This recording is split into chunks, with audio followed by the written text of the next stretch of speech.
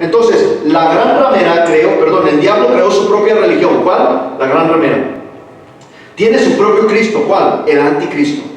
Tiene su propio evangelio. ¿Cuál? El evangelio de la prosperidad. Kingdom now. El reino aquí y ahora.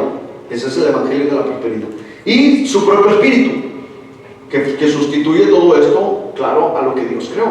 El espíritu de Kundalini. La falsificación de la manifestación del Espíritu Santo. Creo que muchos ya hemos visto lo que es eso. Con este sistema oculto de falsa religión, porque eso es lo que es, un sistema oculto, el diablo tiene al mundo bajo su dominio, y eso nos lo dice la Biblia. Corra por ahí en su Biblia primera de Juan, capítulo 5, versículo 19, que dice lo siguiente: sabemos que somos de Dios y el mundo entero está bajo el maligno. ¿Bajo quién? Bajo Satanás, bajo el maligno. Con este sistema de falsa religión, desde que el hombre está sobre la tierra, después del diluvio, porque en el diluvio Dios erradió, exterminó todo, pero después del diluvio estamos viendo cómo se levantaron en la tierra de Sinar Babilonia, Babel, Nimrod, y ahorita vamos a ver más de Nimrod. Se levantó esto después del diluvio. Ha querido enseñar al hombre el deseo de querer llegar a Dios por sus propios medios de falsa religión litúrgica y ceremonial. Pues es precisamente lo que hizo hacer y fue desterrado del cielo Satanás por la falsa religión, por el deseo de querer recibir la gloria que Dios recibe. Lo podemos mirar en Isaías 14, 12 al 15, donde nos dice: ¿cómo caíste del cielo, oh lucero, hijo de la mañana? Cortado fuiste por tierra, tú que debilitabas a las naciones. Tú que decías en tu corazón: subiré al cielo, en lo alto, junto a las estrellas de Dios levantaré mi trono, y en el monte del testimonio me sentaré a los lados del norte, y sobre las alturas de las nubes subiré, y seré semejante al Altísimo. ¿A quién? Al Altísimo. ¿Y quién es ese? Jehová. Dios Jehová. Mas tú derribado fuiste hasta el Seol, a los lados del abismo. Ahí nos está hablando cómo Satanás, el deseo, siempre ha querido ser igual a Dios. Siempre, desde siempre. Entonces, ¿qué es lo que proclama? ¿Qué es lo que pide Satanás? Lo mismo que Dios. ¿Qué es lo que pide? Adoración. Adoración. ¿Por qué? Porque a todo lo que le damos nuestra adoración, le estamos dando nuestro tiempo. Así es.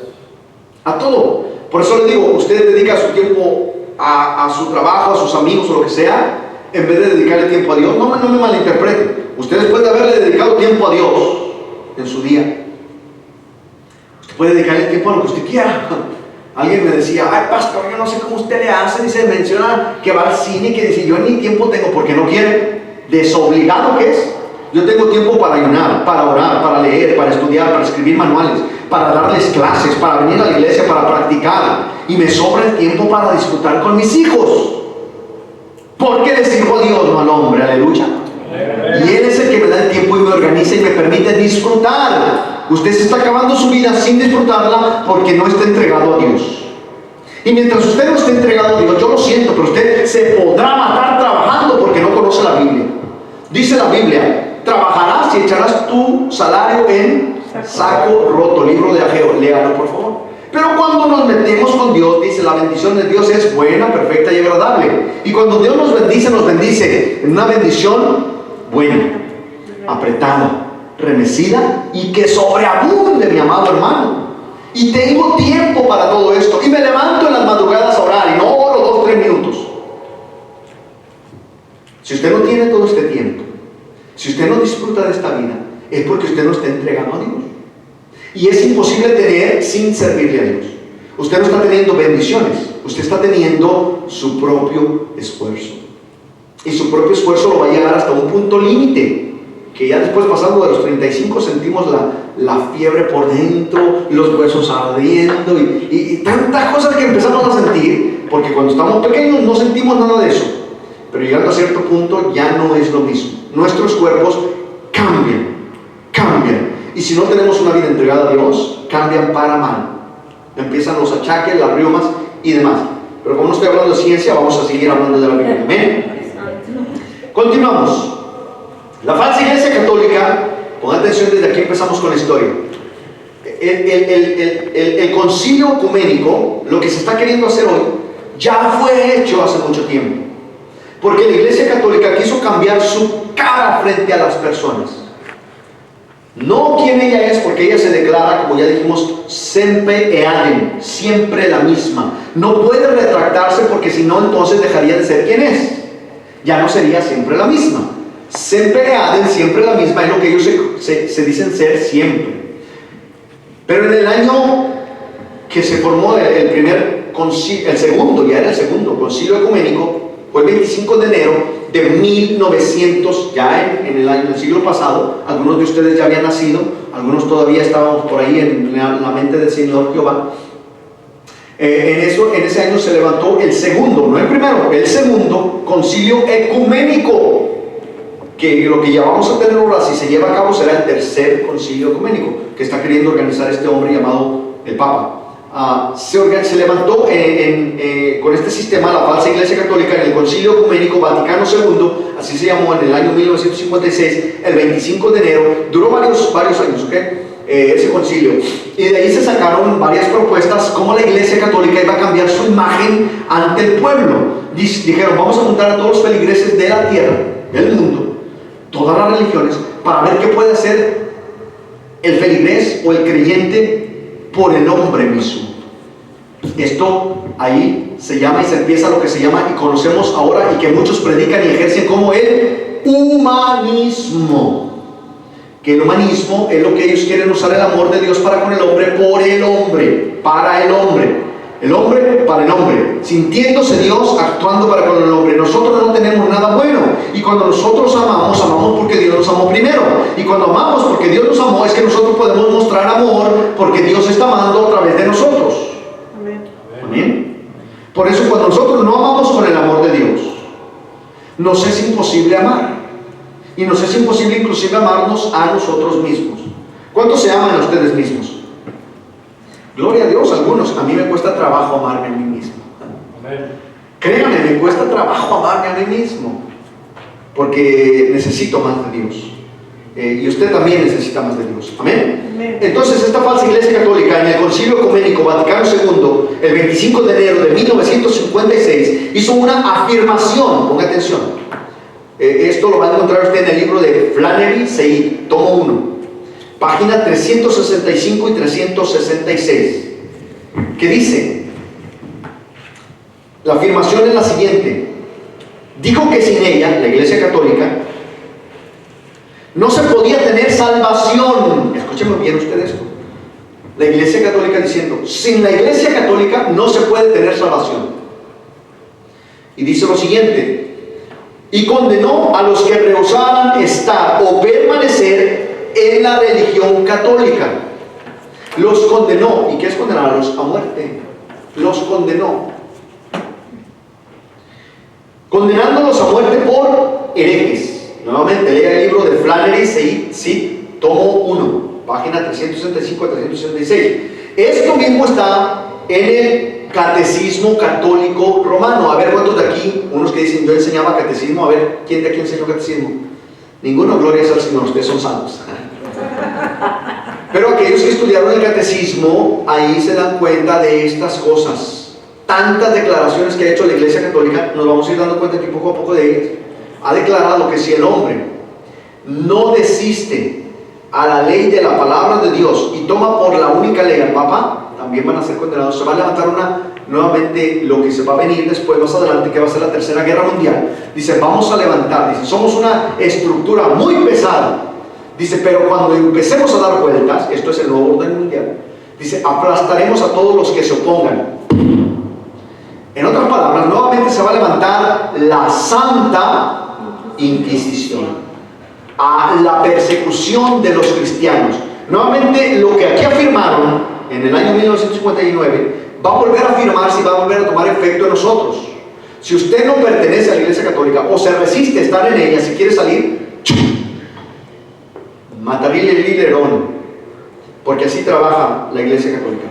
Esta falsa iglesia también da la falsa enseñanza de que Pedro fue el primer papa. ¿Cuánto lo hemos escuchado eso? Amén. Ellos enseñan que Pedro fue el primer papa. Eso es una falsa enseñanza. Pero no fue sino hasta principios del siglo VII, o sea, 700 años después, no, sí, 7000, porque ese siglo, no, 700, principios del siglo VII, que pasaron, o sea, en otras palabras, pasaron 600 años sin que hubiera un papa. Fue hasta el año 600, terminando el año 600, empezando el año 700 después de Cristo, que el Concilio Vaticano I, ahí tenemos ya el segundo en 1959, el primero en el año, terminando los 600, empezando los 700, se levantó el primer Concilio Vaticano, que ya leímos o vimos que Vaticano significa, literalmente quiere decir, el canto del adivino.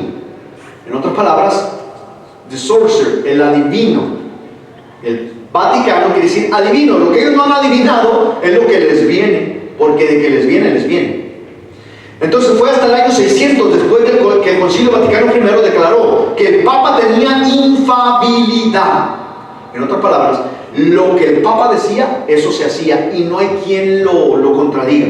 Hasta hoy día en el Vaticano, lo que el Papa dice, eso es la ley suprema, máxima, no hay quien la pueda contradecir. Y como el Papa es el gobierno, porque el Papa no solamente es un líder, un líder eclesiástico, el Papa es un líder político. Por eso que dice que esa ciudad está por encima de todas las naciones. Porque si el Papa ahorita levanta un edicto, escúcheme bien usted, y dice que todos los católicos se pongan en contra de la ley de su gobierno, inmediatamente pone así al mundo entero en contra del gobierno. ¿Por qué? Porque lo dijo el Papa. Y católicos hay hasta por debajo de las piedras, hermano, y los puede levantar en contra del gobierno. Por eso es que todas las naciones le rinden homenaje, porque no solamente como un líder eclesiástico, como un líder de la iglesia, sino que le rinden homenaje también como un líder político, porque él es un gobernador. Él es, no un gobernador, es el jefe máximo del Vaticano. Y aunque el Vaticano, California es más grande que el Vaticano, ¿cuántos sabían eso? Amén. Aunque es un país muy pequeño, pero tiene un poder inmesurable, mis amados hermanos, un poder inmesurable. Hagamos de cuenta que el Vaticano solamente es la base donde se sienta todo, pero sus tentáculos como un pulpo están extendidos alrededor del mundo. El Papa dice que haya matrimonios gays, y hay matrimonios gays. Se niegue quien se niegue, hay matrimonios gays. El Papa dice sí al aborto, hay abortos. El Papa dice no, y el mundo se mantiene sin abortos. El Papa dice no al matrimonio gay, el mundo se mantiene sin matrimonios gays. Porque lo que el Papa dice es una orden. Se le dio infalibilidad, o sea, otra herejía más, ¿verdad? Porque infalible es solamente la palabra y Dios es la palabra. Entonces, otra, ¿cómo digamos? Blasfemia más. Se le dio infalibilidad al Papa. Lo que él diga, eso es lo que se va a hacer. Esto es que lo que el Papa enseña no se puede discutir por ningún católico. Ningún católico lo puede discutir. Lo que él dice, eso es, punto. Fue así como Bonifacio III, en el año 606 y 607, fue el primer obispo de Roma. Bonifacio III fue el primer papa. ¿Ve? No viene desde Pedro. Pasaron muchos años que no había papa. Además, el término papa fue heredado a la Iglesia Católica, no por Pedro. Muchos años antes de Jesucristo ya existía un gobernante que se hacía llamar papa, porque vimos que papas viene de papius, ¿verdad? Que quiere decir padre, maximus, pontífice. Todos esos son términos heredados a la Iglesia Católica por los antecesores, los césares, los gobernadores que estaban antes que la religión católica romana. Fue el primer obispo de Roma, como dijimos, Bonifacio III, que fue coronado como sumo pontífice. Sumo pontífice, algunos han visto en revistas, magazines, películas, que cuando morían anteriormente, ¿cuánto miraron Nacho Libre? Mucha. Que cuando murió lo mandaron a poner a orar por el muertito que todavía no estaba muerto, y le pone 2 monedas aquí. ¿Cuánto lo vieron eso? Por eso les digo, me dicen que miro muchas películas, me da tiempo, gloria sea al Señor. Y le puso eso ahí. ¿Para qué se las puso? ¿Por qué les ponían? Y usted lo puede ver también en todas las películas medievales que usted ha mirado, cómo les ponían y los cremaban y todo, ¿eh? Pero ¿para qué les ponían esas dos monedas? ¿Alguien sabe? Para que no abrieran los párpados. No, hermano, dice para que ya no les vivieran. No, para eso no. ¿Alguien sabe? ¿Eran portales para entrar al cielo? ¿Eran portales para entrar al cielo? Casi. ¿Ninguno? ¿No han visto películas medievales? Sí, la vi. Inclusive en revistas vienen, ¿no? ¿Usted ha visto cómo, cuál fue una película medieval también que pasaron, donde un niño crece y lo hacen un knight, algo así de los knight era esa película? Son películas ya viejas. Y a este niño, cuando se lo iban a llevar, venía de entre las tinieblas que un barquero, uno que tenía una lancha, y supuestamente ese venía del inframundo, del infierno, ¿no? Y llegaba, y los muertos tenían esas dos monedas para pagar el viaje de este mundo al inframundo, o sea, al otro mundo. Y si no tenía, pues ibas al abismo, al mar, a la profundidad. Entonces te subían supuestamente y pagabas tus dos monedas, por eso se las ponían ahí, las tomaba el barquero, el pontífice, ponga atención en este nombre, pontífice, o sea, el que la hacía de puente entre Dios y los hombres, el sumo pontífice, los pasaba de un lugar a otro. De ahí viene el sumo pontífice, que quiere decir el que la hace de puente entre Dios y el hombre. Y no fue algo que se inventó por el Papa, es algo que viene de la mitología griega. No fue inventado por los papas. Ya descubrimos que el Papa no es algo que empezó con Pedro, ya existía. La cruz, que todos, o me hacían alguien me dijo, pastor, ¿es bueno usar la cruz? Todo lo que es de símbolos, por eso decimos que la llave bíblica de la profecía es simbólica y numérica. Todo tiene símbolos en la Biblia. Ahora, ¿por qué Dios permitió lo de los símbolos? Sin salirme, nomás rapidito. Porque Dios conocía desde Babel que el hombre iba a estar tan apegado a las tradiciones de religiones litúrgicas, ceremoniales religiosos, que Dios mismo, para despegar eso del corazón del hombre, puso un montón de significativos, de símbolos. Al levantar en el desierto, ¿qué levantó? ¿La serpiente? No, bueno, la serpiente es una, pero levantó el tabernáculo y con él un montón de simbolismo que ya vamos a entrar en él. Bien, continuamos entonces, no me voy a salir mejor. Fue el primer obispo de Roma coronado como sumo pontífice, el que la hace de puente. En otras palabras, el balsero. Y de ahí se atribuyó el nombre de sumo pontífice ¿a quién? Al Papa. No hay otro sumo pontífice, solamente el Papa. Porque es el que la hacen de puente entre Dios y supuestamente reprendo en el nombre de Cristo Jesús. Pero eso es lo que ellos, por eso le llaman el sumo pontífice. Inclusive miramos la semana pasada que cuando el sacerdote entra, ¿verdad?, a hablar la misa y todo, dice, yo me pongo, así dice, escucha la misa, exacto, reprendo, entre Dios y los hombres como puente. ¿Qué está sucediendo ahí? Otra blasfemia y herejía más, quitando a Cristo del medio y poniéndose ellos como puente entre Dios y el hombre. Bien, entonces ahí se le dio a Bonifacio III el título de sumo pontífice, el que la hace de puente entre Dios y el hombre, quitando así del medio al Señor Jesucristo y poniéndose el Papa como puente entre Dios y el hombre. Santo es el Señor. ¿Se da cuenta de dónde? ¿Por qué es necesario que aprendamos las tradiciones? ¿Por qué es necesario todo eso? Vuelvo a lo que me decían de la cruz. La cruz no fue inventada por el Señor Jesucristo, ni para el Señor Jesucristo. La cruz ya estaba como una forma, por eso muchos, incluyendo los testigos, son los primeros que dicen, no, Jesús no murió en una cruz. ¿Cuántos han escuchado eso? ¿Cómo dicen que murió? En un maderón. En un maderón, ¿verdad? Ellos dicen que como en un palo alto, que lo colgaron así y así. Porque la cruz fue inventada y dice que era para los malditos. Por eso dicen, Él se hizo maldición por nosotros, Él, no la cruz. ¿Me explico, mis amados? Porque muchos cristianos tienden, especialmente los anglos, los evangélicos güeros, ¿verdad? Los americanos, ellos usan un montón de simbolismo. Inclusive esta mañana estaba explicando cómo lo que nosotros creemos que es el máximo símbolo del cristianismo. ¿Cuál es? A ver, alguien que me diga. El máximo símbolo del cristianismo. El pez. El pez, ¿verdad? Lo constituimos como Todos queremos traer un pececito ahí en las placas o algo para identificarnos como cristianos. Si estuviéramos en Irak, ya me imagino si trayéramos esas placas o esos llaveritos o esas cadenitas ahí. No, hombre, no las quitábamos, ¿verdad? Bueno, hablamos de Nerón al principio cuando estábamos leyendo la Biblia, por ahí en el capítulo 7 del capítulo 17, versículo 7. Nerón inventó ese símbolo del pez. Y lo inventó para que cuando se encontraban con los cristianos, ellos dibujaban la mitad de un pez y los otros empezaban a dibujar la mitad del otro pez y decían, eres cristiano. Entonces los agarraban y los mataban por cristianos. Porque al principio, cuando Nerón empezó a introducir a sus hordas, a sus huestes, a sus soldados entre los cristianos, que se vestían igual que nosotros, venían y se sentaban, pero no eran cristianos. Entonces, en aquel tiempo, cuando un cristiano se encontraba con otro cristiano, el cristiano recitaba una parte de la Biblia y el otro tenía que recitar lo que le faltaba. Hicimos una prueba esta mañana y dijimos, todo lo puedo En Cristo que me fortalece.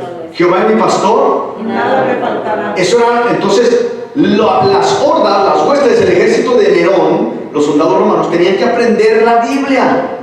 Y empezó a declinar y empezó a crecer más el cristianismo. ¿Por qué? Porque los propios soldados, cuando leían la Biblia, se convertían al cristianismo. No había la Biblia, no me malinterprete, el biblión que había en aquel tiempo, ¿verdad? Las escrituras, cuando ellos leían las escrituras, se convertían al cristianismo. Cuando ellos escuchaban las prédicas de lo que hablaba Pablo, de lo que hablaba Juan y todo, se convertían al cristianismo. Entonces empezó a crecer más el cristianismo, empezó a ver Nerón que todo esto se le estaba saliendo de las manos. Entonces dijo, no más me leen esas palabras, no más me escuchan esas blasfemias, así dijo él. Entonces dice, desde ahora en adelante vamos a introducir simbolismos. Y de ahí salió el famoso pez. Y de Egipto viene también la tradición que ahora utiliza el Papa también, más adelante vamos a ver eso, cuando se pone ese sombrero así que tiene así como abierto arriba, que es como si fuera un pez con la boca abierta. Eso es precisamente un pez, que está significando el dios pez del antiguo Egipto, que se llamaba el dios Dagón. De ahí viene la mitra. Por ahí tengo todas las imágenes ya, las vamos a presentar para que usted las pueda apreciar, las que usa el Papa y las que usaban los antiguos sacerdotes baales o los sacerdotes egipcios, todo esto. Recuérdense, a Nimrod se le dio un nombre porque cuando destruyeron, el Señor los esparció, esta gente, este pueblo llegó también hasta Egipto, levantaron más a sus ídolos les dieron otros nombres, ya no como ellos los tenían en hebreo, sino en Egipto, ¿cómo es el idioma egipcio? No lo sé cómo se diga, pero los egipcios en su idioma le dieron un nombre. ¿Se acuerda cuando llevaron a los amigos de Daniel a Babilonia, que eran Ananías, Azarías y Misael? ¿Qué nombre les dieron en Babilonia? Medrac, Sadrach y Abednego, nombres de dioses paganos, ¿verdad? Como Abednego, el siervo del gran dios Baal, y así, nombres paganos, los cuales no eran su nombre. Y la mayoría sabe cómo conocemos a Ananías, Azarías y Ismael, como Sadrach, Mesach y Abednego, cual es erróneo totalmente. Usted no los tiene que conocer así. Eso no era su nombre, les fueron impuestos y son nombres de dioses paganos. Usted tiene que conocer a los amigos de Daniel como Azarías, Ananías e Ismael. Esos son los nombres de los tres amigos de Daniel. Ahora, cuando entran estos hombres a Egipto, prisioneros, empiezan a estar en servidumbre. ¿Se recuerdan de dónde salió el pueblo de Dios de servidumbre, de esclavitud, por 430 años? De Egipto. ¿Y qué fue lo primero que levantaron? Un becerro de oro. Ok, el becerro de oro no era más que otra cosa que el símbolo de Tamuz. La Biblia no lo menciona, ¿alguien se recuerda? Que dice, y las mujeres se endechaban a Tamuz, daban reverencia y adoración a Tamuz. ¿Quién era Tamuz? El hijo de Nimrod. Nimrod se casó con Semiramis, y al llegar Nimrod, Semiramis y Tamuz, en Egipto les dan los nombres Isis, Horus y Set. Set a Tamuz, Horus a Nimrod e Isis a Semiramis, la esposa de Tamuz. Y de ahí sale la creencia de que, vamos a ver todo esto más adelante, se me está yendo el tiempo, pero de ahí sale la creencia de que Horus es el dios Sol, lo cual la gente lo confunde y que dice que la astrología, de ahí mismo en Babel fue donde salió y se abrieron las puertas o los portales para la magia negra, blanca y de multicolores. Por eso cuando usted ve a un gay, dígale practicante de la magia, porque de ahí salieron todas las magias de Babel. Y ellos usan el arcoíris, ¿verdad? De ahí salieron magia blanca, que magia amarilla, magia de todas. Hoy en día las hay. Pero no son sino falsa religión apostólica romana. Y vamos a ver el porqué. No me va a dar tiempo de terminar esto, pero voy a empezar. ¿Por qué se le aplica a Roma Babilonia la Grande? Ya lo vimos, fue lo primero que vimos. ¿Por qué se le dice a Roma Babilonia la Grande? Por Babel. Por Babel, porque está situada en la tierra del Sinar. Bien, Babilonia está situada en la tierra de Sinar, la actual Irak.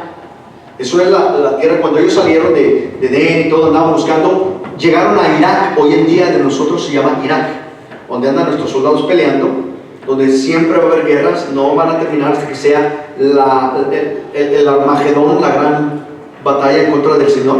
Entonces será la última guerra, entonces van a poder estar en paz. Pero ahí llegaron, y eso era el Sinar. Ahí se erigió la Torre de Babel, en Irak, el actual Irak. De ahí se trasladó a Pérgamo. Ahora pongan mucha atención en esto. Y de Pérgamo se trasladó a Roma, y la Biblia nos constata eso. La primera ciudad construida después del diluvio fue Babilonia. Ahí Satanás levantó su centro de operaciones más nefasto, más horrible, con Nimrod, todos esos los dioses que empezó a levantar Nimrod para la adoración de las personas. Se recuerda que los antiguos césares usaban, lo vemos con el rey de Babilonia, ¿verdad? Nabucodonosor, que acostumbraba a levantar grandes esfinges de ellos, estatuas. Así, igual Nimrod empezó a levantar grandes estatuas y les ponía nombres de falsos dioses. Él se inventaba dioses y decían que eran él y los empezaban a adorar. Entonces fue en la tierra de Sinar, en Babilonia, en Babel, donde se levantó el centro de operaciones de Satanás. Y Babilonia fue la cuna de la religión imposible. Escúcheme por qué dice religión imposible. Después de la dispersión, que Dios los expandió por todas partes, de todos los pueblos sobre la tierra, Babilonia seguía siendo el centro de la religión. Una vez que Babilonia fue destruida como ciudad, eso lo podemos constatar en Jeremías 51, los sacerdotes babilonios fueron desplazados a la ciudad de Pérgamo, donde estableció su cuartel general por varios años. De Irak, de Babel a Pérgamo. ¿Y qué dice la Biblia de Pérgamo? Bueno, Pérgamo fue la ciudad donde la Biblia nos dice que se encontraba el trono de Satanás. Leámoslo. Apocalipsis 2, 12 y 13. Y escribe al ángel de la iglesia en Pérgamo: el que tiene la espada aguda de 2 filos dice esto: yo conozco tus obras y dónde moras, donde está el trono de Satanás. ¿Y a dónde le está hablando? A la iglesia de Pérgamo. Dice, ahí estaba el trono de Satanás. Pero tienes mi nombre y no has negado mi fe, ni aun en los días en que Antipas, mi testigo fiel, fue muerto entre ustedes, donde mora Satanás. ¿Y dónde era eso? En Pérgamo. ¿Por qué en Pérgamo? Porque ahí estaba ahora el trono de Satanás. De Irak, de Babel a Pérgamo. Babel fue destruida como ciudad, como ya le dije, lo vemos en Jeremías 51. Y de ahí se desplazan los sacerdotes bálicos. Ya en aquel tiempo ya Nimrod había levantado sus propios sacerdotes y todo. Y de ahí se desplazan a Pérgamo. Y de Pérgamo se desplazaron a Roma. Vamos a ver el porqué. Fue el rey de Pérgamo, Átalo III, así se llama, Átalo III. Usted lo encuentra con cualquier historiador del mundo, Átalo III. Fue este rey quien tenía el título de papa.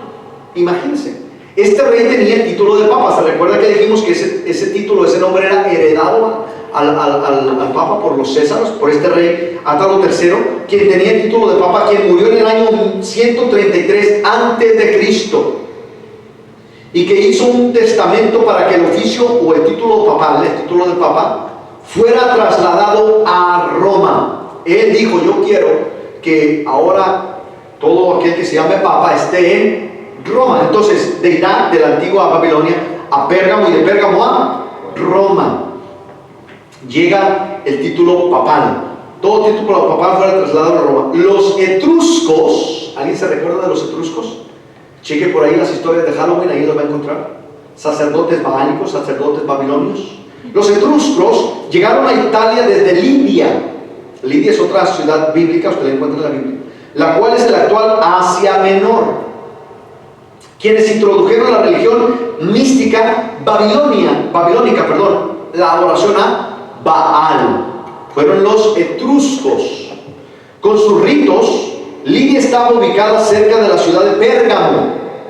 Los etruscos son los antecesores de los romanos. Antes de que se levantara Roma como ese imperio que fue llamado romanos, antes de ellos eran los etruscos, eran una aldea, eran una tribu.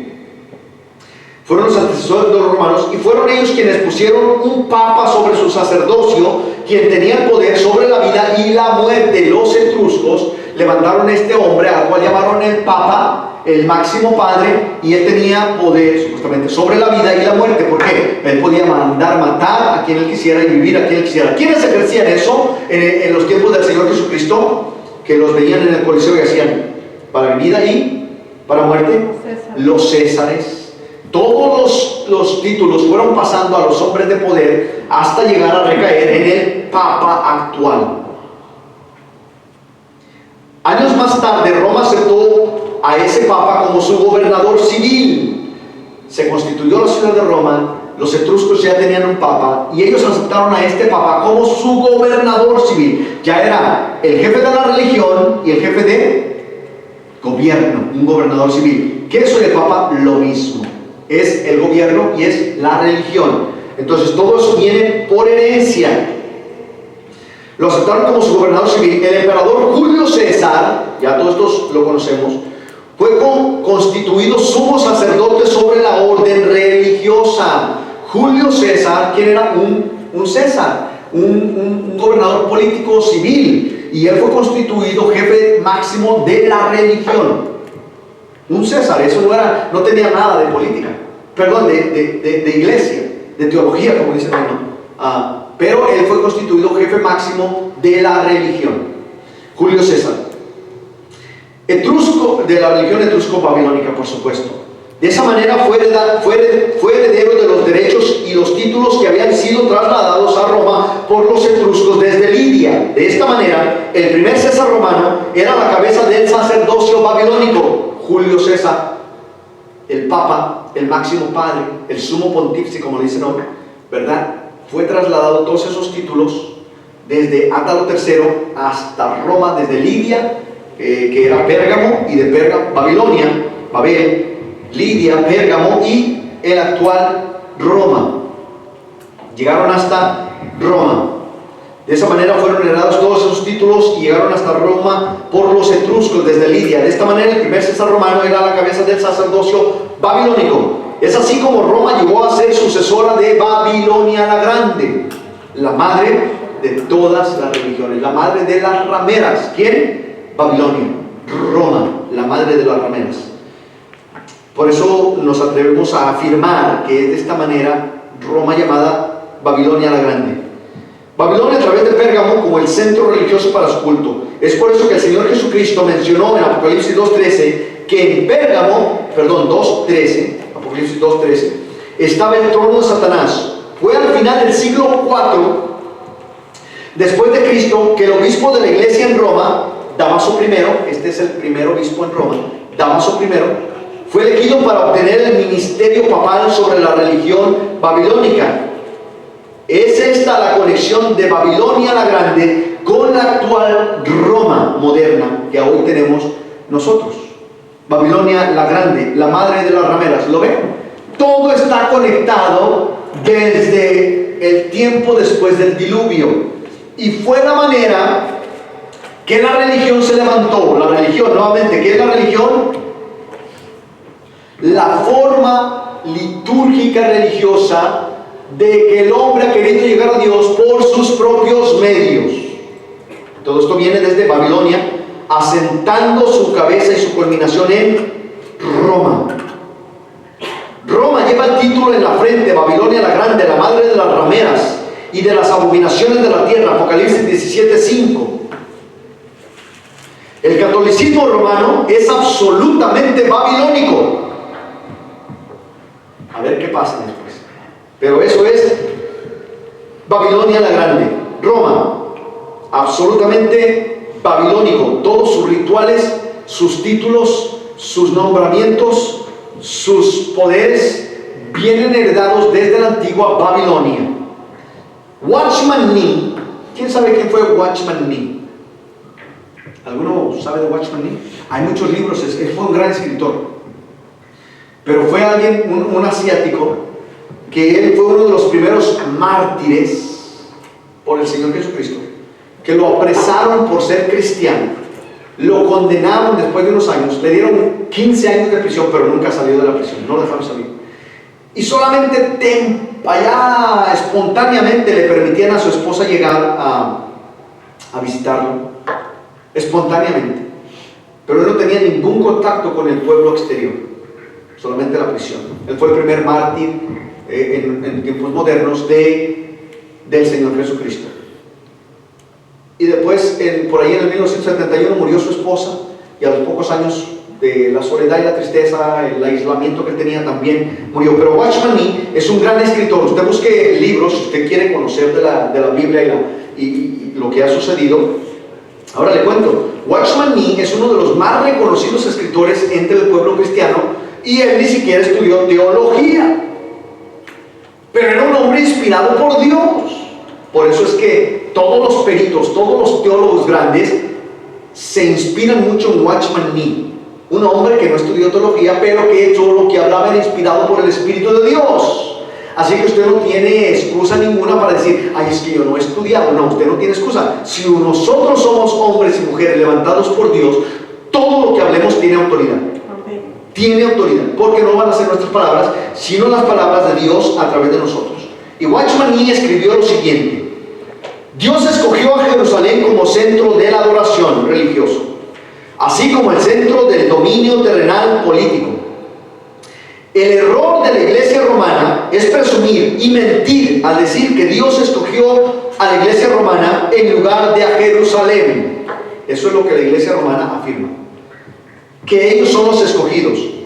Lo mencionamos al principio, cómo se atreven a decir que ellos son, que sin la religión católica es imposible tener salvación. Blasfemias, ¿verdad? Y dice la palabra que todos los pecados nos son perdonados, excepto la blasfemia contra el Espíritu de Dios. Santo es el Señor. Bueno, hasta aquí, por el tiempo y espacio que tenemos, vamos a continuar ya en este capítulo 17, pero con todo lo que es la afirmación de todo lo que nos tiene el capítulo 17. Ahora lo vamos a ver en el siguiente paso, que era el estudio histórico, lo que estamos mirando, para poder entrar, si Dios nos da permiso, al estudio gramatical de la lengua y cultura. ¿Dónde viene? Roma, vamos a titular a la próxima semana, la falsa Jerusalén. Es el título para nuestro próximo domingo, no se lo pierdan. Que el Señor me lo bendiga, que nos vaya muy bien. Póngase de pie para despedirnos.